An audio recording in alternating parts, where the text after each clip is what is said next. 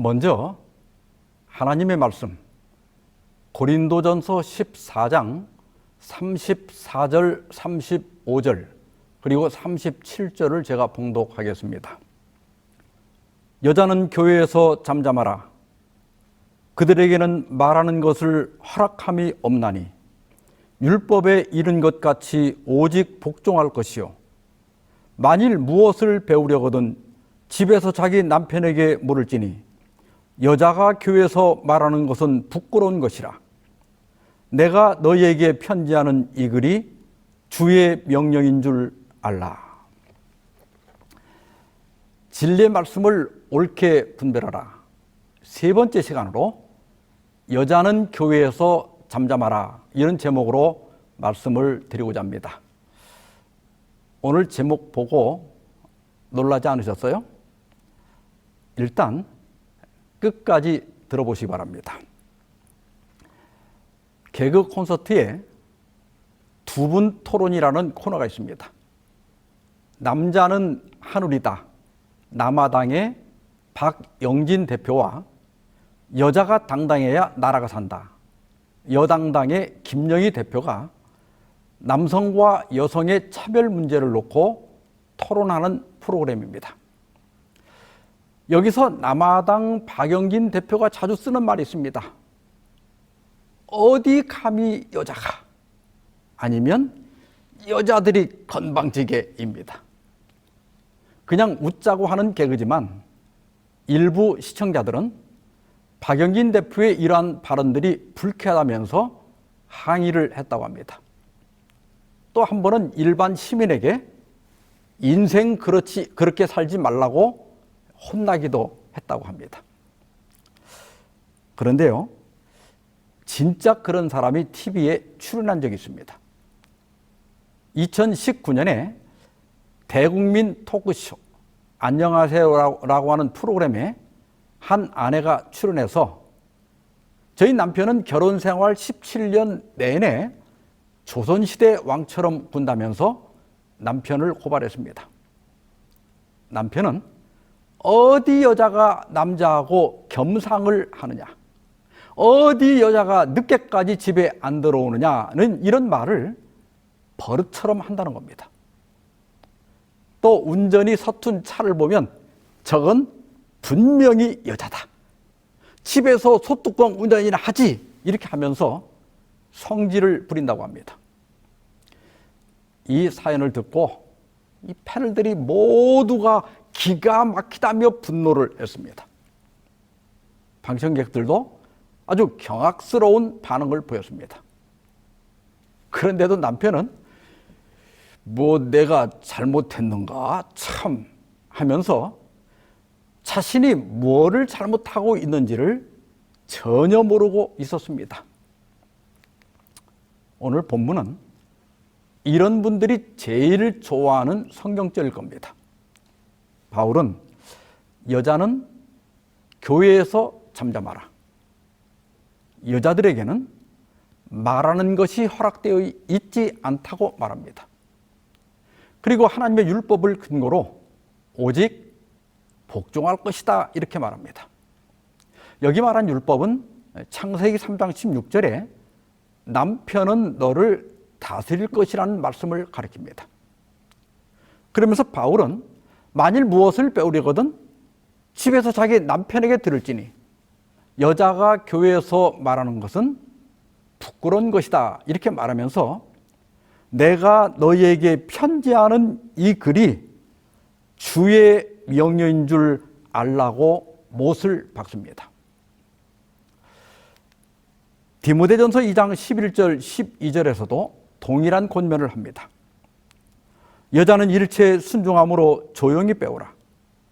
여자가 가르치는 것과 남자를 주관하는 것을 허락하지 아니하노니 오직 조용할지니라.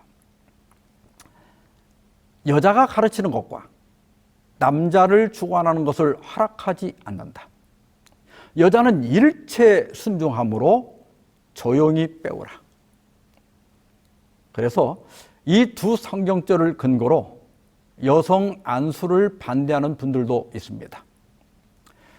이 두 성경절만 놓고 보면 거의 반박의 여지가 없어 보입니다. 그러나 바울 서신 전체를 보면 바울이 여성에 대해서 부정적으로만 말하지 않고 있다는 것을 알 수 있습니다. 고린도전서 14장 34절에서는 여자는 교회에서 잠잠하라고 했지만 같은 고린도전서 11장 5절에서는 무릇 여자로서 머리에 쓴 것을 벗고 기도나 예언을 하는 자는 그 머리를 욕되게 하는 것이라고 했습니다. 여기 예언은 영감받은 사람이 하는 공중 설교입니다. 바울은 여성들이 교회에서 대표 기도를 하거나 공중 설교하는 것을 금하지 않았습니다. 다만 그런 것들을 할 때 당시의 관습에 따라 머리에 쓰는 베일을 벗지 말라고 주의를 주고 있습니다. 또한 고린도전서 14장 35절에서는 여자가 교회에서 말하는 것은 부끄러운 것이라고 말합니다. 그러나 디도서 2장 3절 4절에서는 늙은 여자로는 선한 것을 가르치는 자들이 되고 젊은 여자들을 교훈하라고 하였습니다.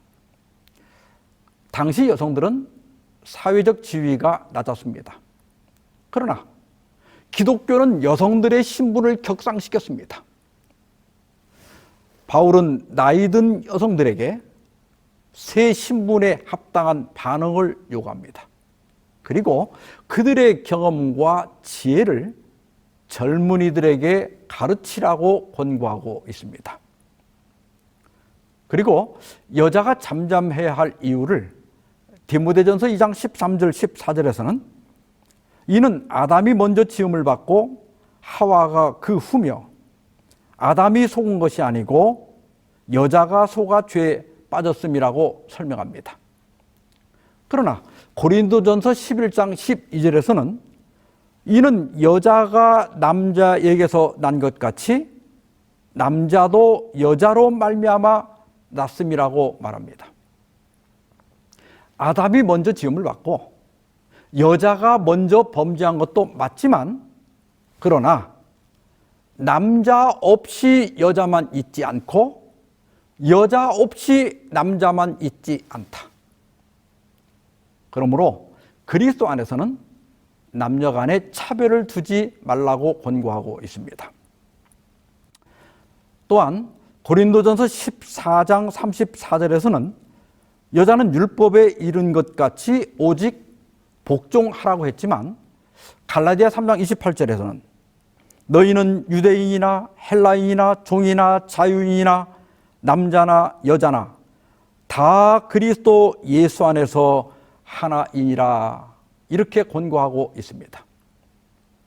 이러한 상반된 진술은 오늘 본문의 권고가 어떤 상황, 어떤 시대에도 문자 그대로 지켜야 할 절대적 규범이 아니라 특정 상황에서 주어진 특별 권면이라고 하는 결론을 자연스럽게 내리게 합니다. 바울은 원칙적으로 교회에서 여성들의 활동을 제한하지 않았습니다. 그의 서신에는 많은 여성들이 등장합니다.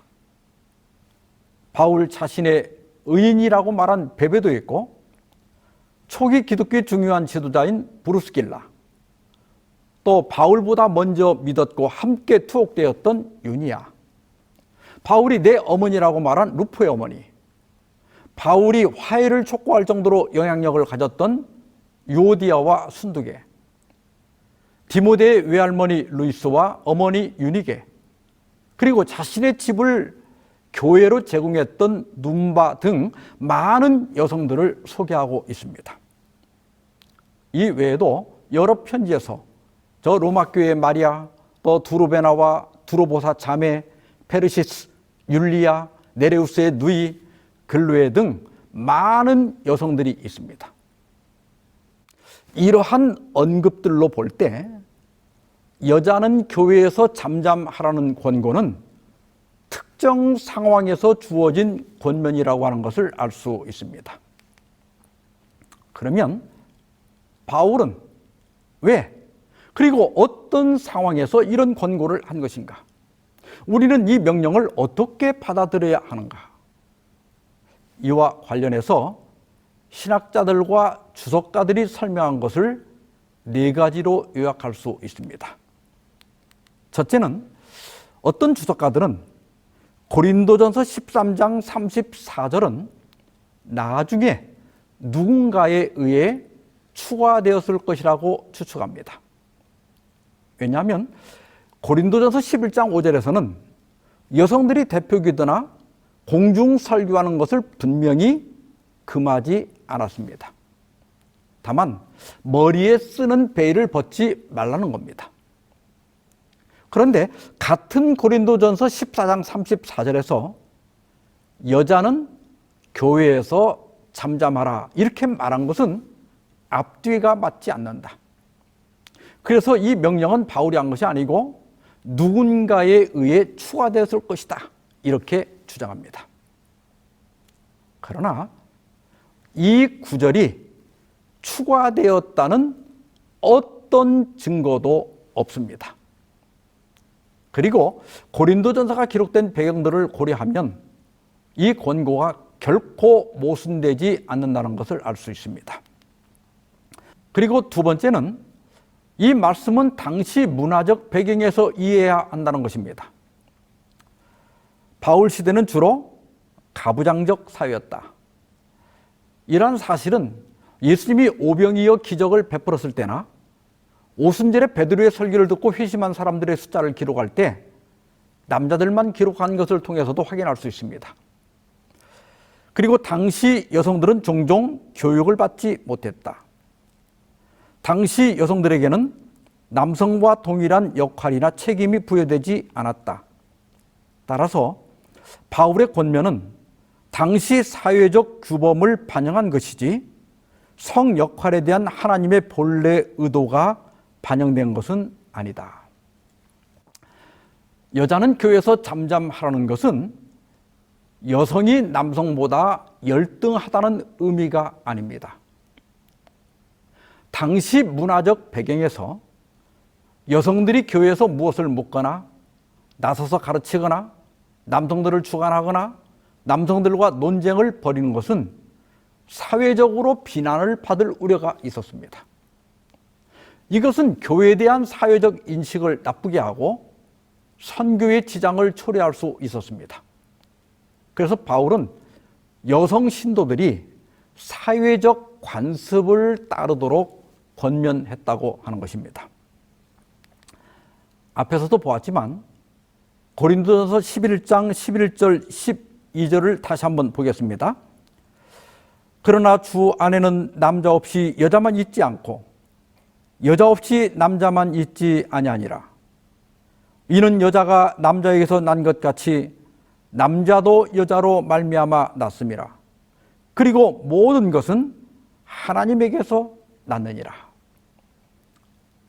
바울은 자신의 권면이 오도될 것을 경계하고 있습니다. 남성들이 우월감을 갖거나 여성들이 열등감을 가질 필요가 없다. 하와가 아담에게서 나온 것은 사실이지만 이 세상 모든 남자는 여자에게서 나지 않느냐. 그리고 근원을 계속 거슬러 올라가면 남성이든 여성이든 다 한 하나님에게서 난 것이다. 그러므로 남녀는 동등한 존재라는 겁니다. 또한 남성과 여성은 서로 의존적이고 보완적이라는 겁니다. 남성만이 할 수 있는 일이 분명히 있지만 또한 여성만이 할 수 있는 일이 분명 있습니다.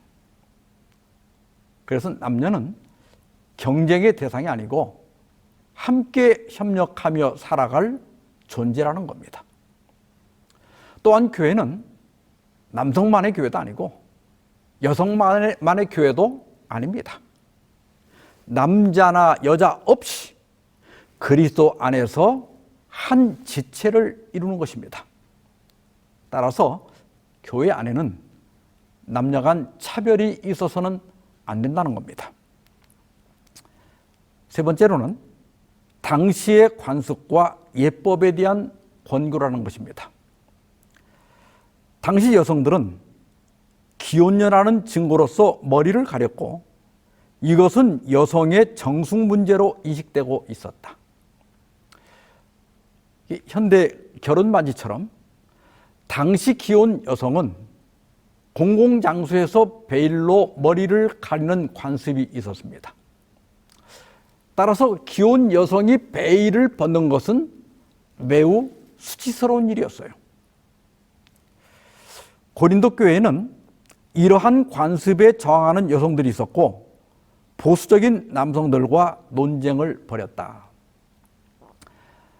고린도 교회 여성들 중에는 지금으로 말하면 여성운동 혹은 여성 해방운동을 하는 분들이 있었던 것 같습니다. 그들은 복음이 준 남녀 평등을 주장했습니다. 그래서 자신들이 기도나 예언을 할 때 남성처럼 베일을 벗어야 한다고 주장했습니다.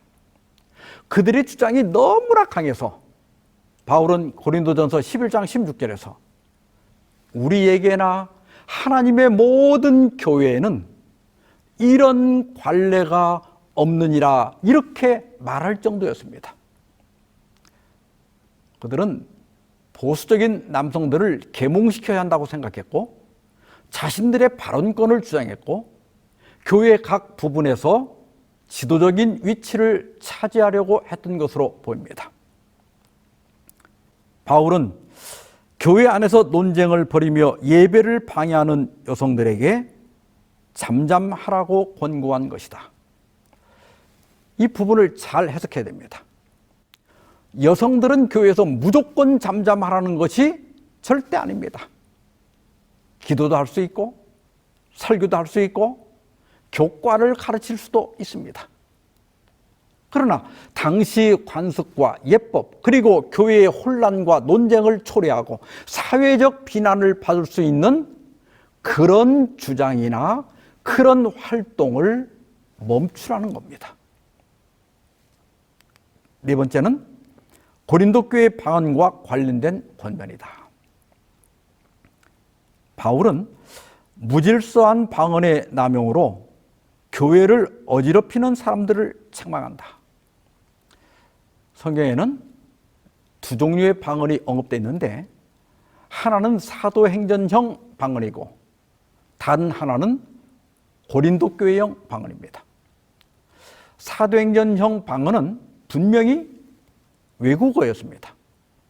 그러나 고린도 교회형 방언은 그 뜻을 알 수가 없었습니다. 더구나 여러 사람이 너도 나도 무질서하게 방언을 했기 때문에 세상 사람들에게 미쳤다는 소리를 들을까 염려할 정도였습니다. 그리고 일반적으로 여성들이 방언에 더 능하고 또 쉽게 황홀경에 빠지는 경향이 있다. 바울은 하나님은 질서의 하나님이라고 말하고 곧 이어서 여자들은 교회에서 잠잠하라고 명령합니다. 이것은 고린도 교회의 무질서한 방언이 특히 여성들과 더 관련되어 있음을 나타냅니다. 바울은 무질서한 방언의 폐해를 지적하며 특히 여성들은 교회에서 잠잠하라고 권고한다. 고린도 14장의 요지는 이렇습니다. 교회에서는 방언보다는 예언을 하라. 방언은 교회의 덕이 되지 않는다. 만일 방언을 하려면 두 사람, 많아야 세 사람만 하되 차례대로 해라. 한꺼번에 왁자지껄 하지 마라.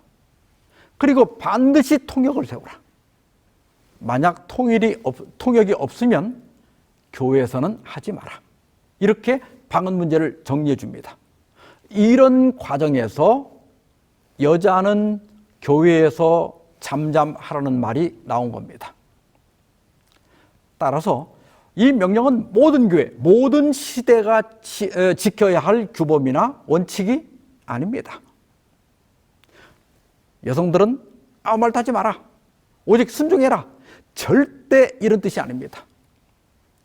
이 권면은 고린도 교회의 특수한 상황을 해결하기 위해서 그 지방의 풍습과 예모, 그리고 하나님께서 주신 남녀 관계 등을 종합해서 이런 권면을 한 것입니다. 우리가 하나님의 말씀을 우리의 삶에 적용할 때 이것이 영원한 원칙인지 아니면 특정 시대, 특정 상황에서 주신 임시적인 규범인지 잘 판단해야 됩니다. 예를 들어서 하나님께서는 노아 홍수 후에 육식을 허락하셨습니다. 그래서 어떤 사람들은 이제는 육식을 해도 된다고 생각합니다. 물론 육식이 죄는 아닙니다. 그러나 육식은 홍수로 먹을 거리가 없을 때 주신 비상식량입니다. 굶어 죽는 것보다는 낫기 때문이에요. 그러나 비상사태가 해결되면 본래 음식으로 돌아가는 것이 옳은 겁니다. 그래야 더 건강하게 살 수 있죠. 우리가 엘렌 G 화이트의 저서들을 사용할 때도 마찬가지입니다. 가려 뽑은 기별 1권 92페이지 보면 그대들의 가정에서 주님의 창고로 들어갔어야 할 돈을 낭비하게 된 사진의 우상들을 제거하라. 예전에는 이 권면 때문에 사진을 찍는 것을 꺼려하는 분들이 간혹 계셨습니다. 1800년대 후반에 미국에서는 가족이나 친구들의 사진을 벽난로 위에 있는 그 선반이나 탁자, 책상 같은 곳에 진열하는 것이 유행이었습니다. 그래서 손님이 왔을 때 그것을 보여주는 것이 큰 자랑이었습니다. 그렇다고 사진을 우상이라고까지 해야 하나? 여기에는 두 가지 이유가 있습니다. 첫째는 그 당시 사진은 매우 비싼 사치품이었습니다. 그 예전에 많이 쓰던 네거필름은 1826년에 프랑스의 니세포르 니에프스라고 하는 사람이 발명한 것으로 알려져 있습니다. 네거필름 사진이 나온 후에 부자들이 사진을 찍어 장식하는 것이 유행했습니다. 근데 여러분, 사진 한 장에 얼마였는지 아십니까? 보통 500불 정도였다고 합니다. 당시 평균 월급이 15불 정도였으니까 500불이면 33달치 월급입니다. 거의 3년 가까이 한 푼도 쓰지 않고 모아야 사진 한 장을 찍을 수 있었습니다. 둘째는 이러한 비싼 사진을 전시한 사람들은 혹시 색이 바렐까 봐 창에 커튼을 치고 햇빛을 차단했습니다. 그래서 집이 지하실처럼 습기가 많고 곰팡이가 피어서 호흡기 질환에 걸리는 사람들이 많았습니다. 그래서 엘렌 화이트는 우리 교인들이 부자들을 따라서 비싼 사진을 찍어 자랑하는 그 경향을 책망한 겁니다. 사진 한 장을 위해서 엄청난 돈을 투자하고 그것을 자랑하고 아끼는 것이 거의 우상 수준이라는 겁니다. 그러나 지금은 어떻습니까? 요즘은 대부분 디지털 카메라를 쓰죠. 아무리 많은 사진을 찍어도 돈이 들지 않습니다. 물론 인화를 하려면 돈이 들지만 지금은 그 정도를 사치라고 생각하지 않을 겁니다. 그래서 지금은 사진을 찍는 것에 대해서 아무도 뭐라 하지 않습니다. 이렇게 특별한 상황에도 주신 기별을 일반화해서 지금도 사진을 찍는 것은 우상이다, 이렇게 주장하는 것은 잘못된 겁니다. 하나 더 볼까요? 부모와 교사와 학생에게 보내는 권면 367페이지입니다. 자전거 열풍의 광경들은 하나님께 모욕이 되는 것이다. 그러한 일에 열중하는 자들에 대하여 하나님의 진노가 타오르고 있다. 자전거에 대한 열풍이 하나님께 모욕이 된다? 그런 사람들에게 하나님의 진노가 타오르고 있다? 이거 좀 지나친 표현 같지 않습니까? 이 기별은 1890년대 들어 배틀크릭 청년들이 자전거 열풍에 빠져 있을 때 주신 겁니다. 당시 미국에서 자전거 한 대 값은 평균 100에서 200불 사이였다고 합니다.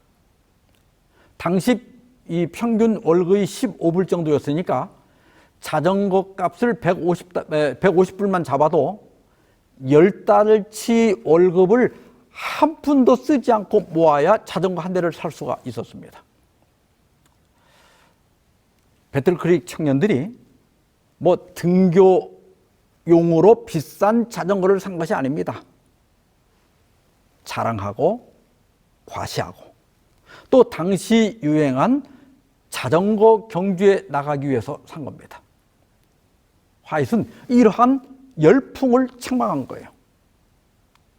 그러나 1900년대 초에 들어서 자전거가 보편화되고 가격도 한 달 월급의 3분의 1 정도로 떨어지면서 중산층들도 자전거를 살 수 있게 되었습니다. 지금은 자전거 값이 얼마나 하나요? 전문가용 말고 일반 생활용 자전거는 아마 20-30만 원 정도면 살 수 있을 겁니다. 약간 좋은 것을 사도 100만 원 내 정도면 살 수 있을 거예요. 작년 임금 근로자 평균 월급이 288만 원이라고 하니까요. 100만 원이면 한 달 봉급의 3분의 1 정도가 됩니다. 이 정도 되는 자전거를 샀다고 해서 사치니 뭐니 하는 분은 없을 겁니다. 그래서 지금은 자전거를 사는 것이 하나님께 모욕이 되지 않습니다. 우리가 말씀을 적용할 때 시대적 배경이나 그 말씀을 주신 의도를 잘 파악해야 합니다. 그렇지 않으면 문자주의에 빠져 엉뚱한 고생을 하게 되고 또 교회에 대한 사회적 인식을 나쁘게 할 수 있습니다. 다시 본문으로 돌아가서요. 여자는 교회에서 잠잠하라. 여자들이 말하는 것과 가르치는 것과 남자를 주관하는 것을 허락하지 않는다. 다시 한번 말씀드리지만 이 말씀은 당시 교회에서 있었던 혼란과 논쟁 그리고 사회적 관습과 민속 등을 고려하여 권고한 겁니다. 이런 배경들을 고려하지 않고 남녀 평등 시대를 살아가는 현대에 문자적인 주장을 하는 것은 분명히 잘못된 것입니다. 우리가 다 아는 것처럼 하나님께서 하와를 만드실 때 그 아담의 옆구리에서 갈빗대 하나를 취해서 만드셨습니다. 그 이유를 부조와 선지자 46페이지에서는 이렇게 설명합니다. 하와는 아담의 옆구리에서 취한 갈빗대로 지음을 받았다. 그것은 여자가 머리가 되어 남편을 지배하거나 열등한 존재로 마구 짓밟힘을 당해서는 안 될 것이라는 것과 동등한 자로서 그의 곁에 서서 그의 사랑과 보호를 받아야 한다는 것을 의미한다. 아담은 홀로 완전한 존재였습니까? 아닙니다. 그는 돕는 배필이 필요한 존재였습니다. 옛말에 집신도 짝이 있어야 한다고 합니다. 짝이란 서로 같아야 짝이 됩니다. 하나님은 남성과 여성을 동등하게 창조하셨습니다. 그런데 범죄 후에 하나님께서는 하와에게 너는 남편을 원하고 남편은 너를 다스릴 것이라고 말씀하셨습니다. 부조와 선지자 58, 59페이지입니다. 죄는 불화를 가져왔으며 이제는 어느 한쪽이 다른 쪽에 복종함으로만 그들의 연합이 유지되며 조화가 보존될 수 있게 되었다. 아담이 범죄한 것이 그 여자의 권유에 의하였으므로 이제 그는 남편에게 복종하는 위치에 놓였다. 타락으로 말미암아 우리 인간의 본성이 변질되었습니다. 이기적인 인간이 된 겁니다. 이제는 둘 다 똑같으면 같이 살 수가 없게 된 거예요. 그래서 하나님께서는 먼저 선악과를 먹은 하와에게 복종하라고 말씀하신 겁니다. 부조와 선지자 59페이지입니다. 하나님의 율법 가운데 명하신 원칙들을 타락한 인류가 지켰더라면 죄의 결과를 생긴 것이긴 하지만 이 선고는 그들에게 축복임이 입증되었을 것이다. 그러나 이와 같이 하여 남자에게 주어진 주권의 남용은 너무나 자주 여자의 운명을 비참하게 만들고 여자의 생활을 무거운 짐으로 만들어 놓았다. 남편에게 복종하라는 것은 여성이 열등하다는 뜻이 아닙니다. 가정을 지키기 위해서 그런 율법을 주신 거예요. 그렇다고 해서 남편이 아내 위에 군림하라는 것은 절대로 아닙니다. 아내를 다스리라고 했다고 해서 남편들이 아내를 종처럼 부려도 된다는 뜻이 결코 아닙니다. 옛날 왕도 백성들 위에 군림하면 나쁜 왕으로 평가를 받았습니다. 대통령이 백성들을 종처럼 부리려고 한다면 여러분 좋은 대통령이 될 수 없지 않습니까? 바울은 모든 시대, 모든 부부에게 적용할 수 있는 원칙을 이렇게 진술합니다. 에베소서 5장 22절과 25절입니다. 아내들이여 자기 남편에게 복종하기를 주께 하듯 하라. 25절에 남편들아 아내 사랑하기를 그리스도께서 교회를 사랑하시고 그 교회를 위하여 자신을 주신같이 하라.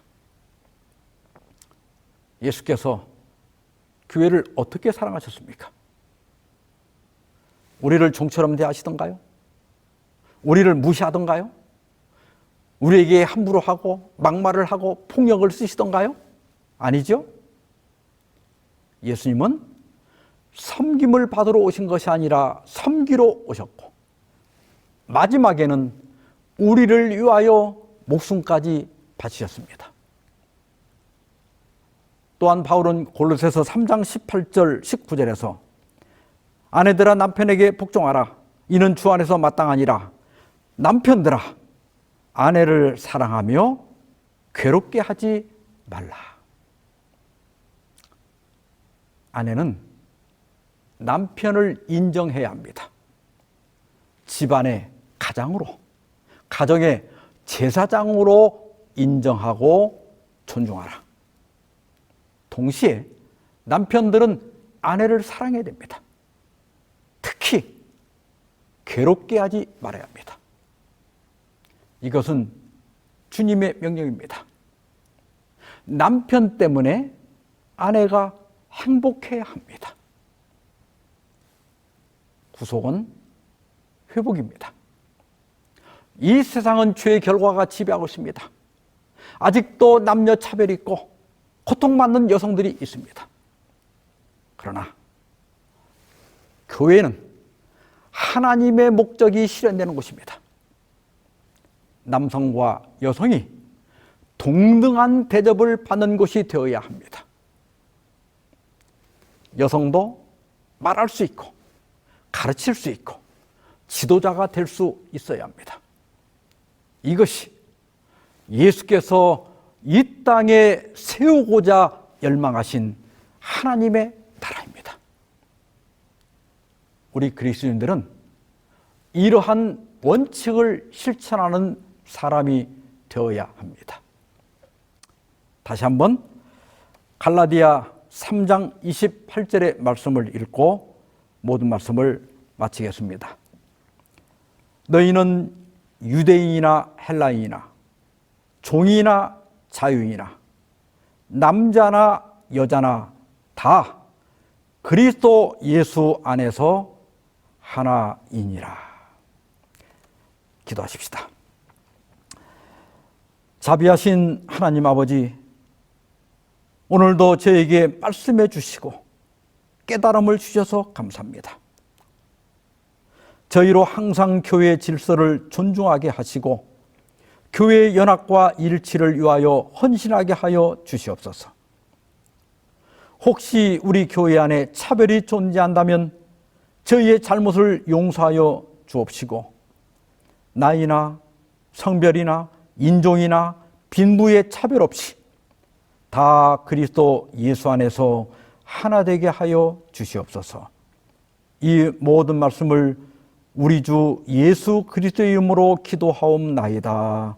아멘.